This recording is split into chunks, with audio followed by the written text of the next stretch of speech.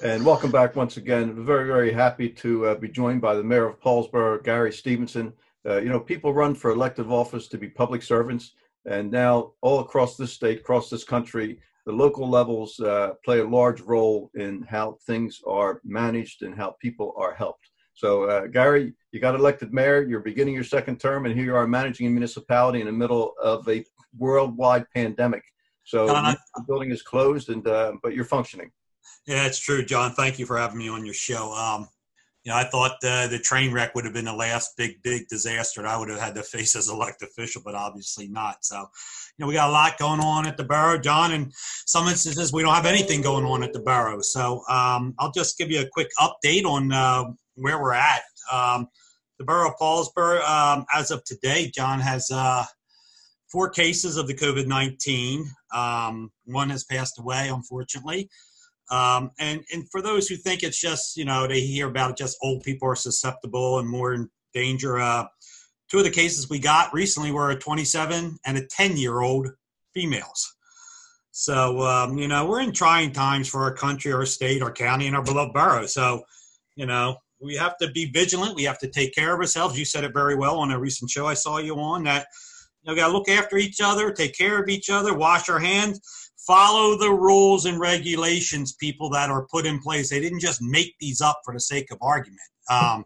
You need to follow the rules of these gatherings that you still see. And, the virus doesn't recognize religion, race, or gender. With that said, the borough is closed. The borough building is closed to the public.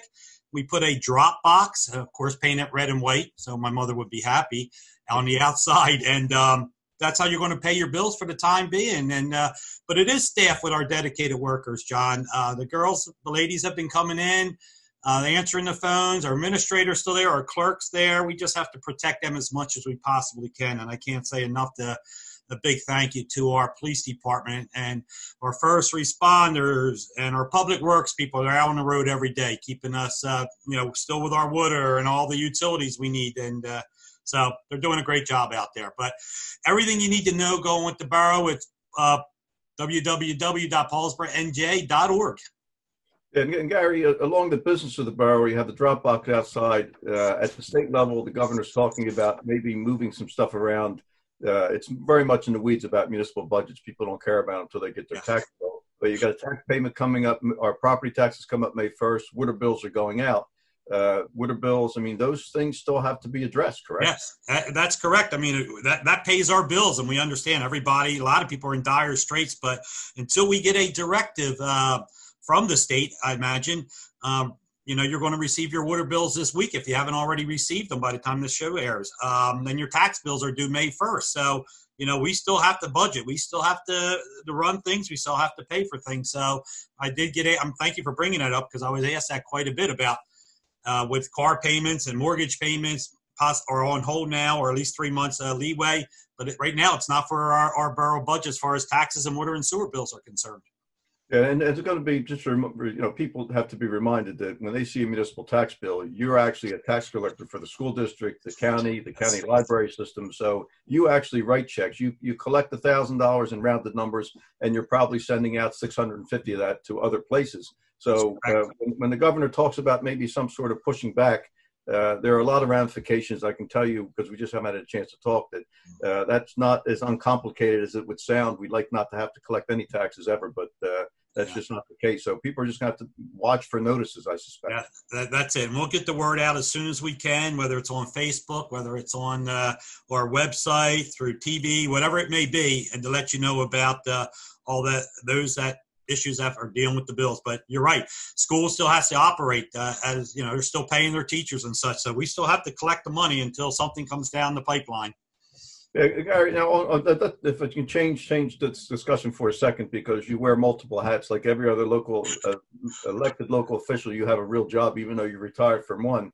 So you are a funeral director. Now that world's changed dramatically in these last 2 weeks. You are laying people to rest without families gathering. What's that been like? John, it's and you see, I just got done 2 funerals today. Just took off my black suit. But today was so tough. We had 2 funerals that the directive came down through the governor, through the Funeral Directors Association, that we can only have 10 people attend a funeral. And that has been scaled way back, where it's a quick service.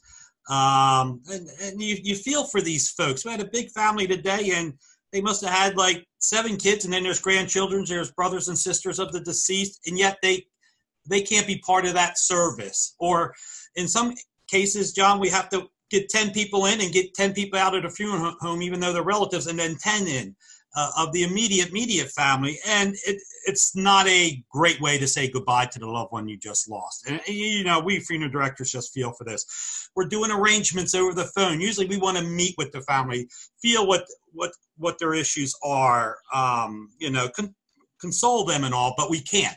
Right now we're doing arrangements by something like we're doing today, by telephone, electronic signatures, and it's really turned our business upside down, especially being a funeral director and picking up the bodies. We have to handle these bodies a whole different way, embalm them and such. So everything that we've done has been changed, and our world's been turned upside down. But, you know, we're all there for the families. We're doing our best. Most of them understand, but it's very tough right now.